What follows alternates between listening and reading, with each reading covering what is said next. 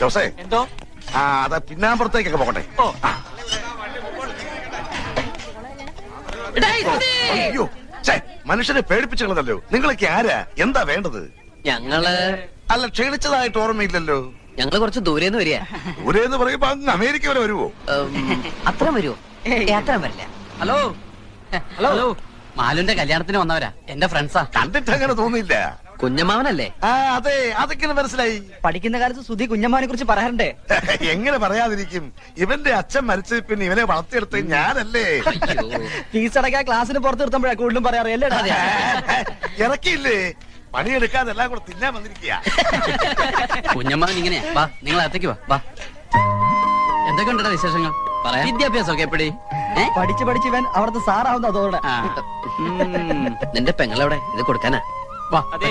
ആ പിന്നമ്പറത്തെ കോലയിൽ ബൾബിടാൻ പറഞ്ഞു. ഇതാ വരുന്നു. നിങ്ങളില്ലേ അകത്തേക്ക് എന്ന ഇടത് വശത്തെ ആദ്യത്തെ മുറിയാ. ഞാൻ ഇപ്പൊ വരാം. അതെ, പഠിച്ചു പഠിച്ച് സാറല്ലടാ, എന്നെ കൊടുത്ത് പറയിപ്പിക്കണ്ട.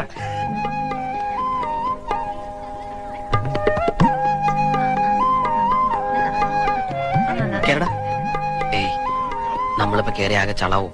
എന്നെങ്ങനെതാ? ഞാൻ കൊടുക്കാം. വേണ്ട, നമുക്ക് പിന്നെ കൊടുക്കാം. വാ.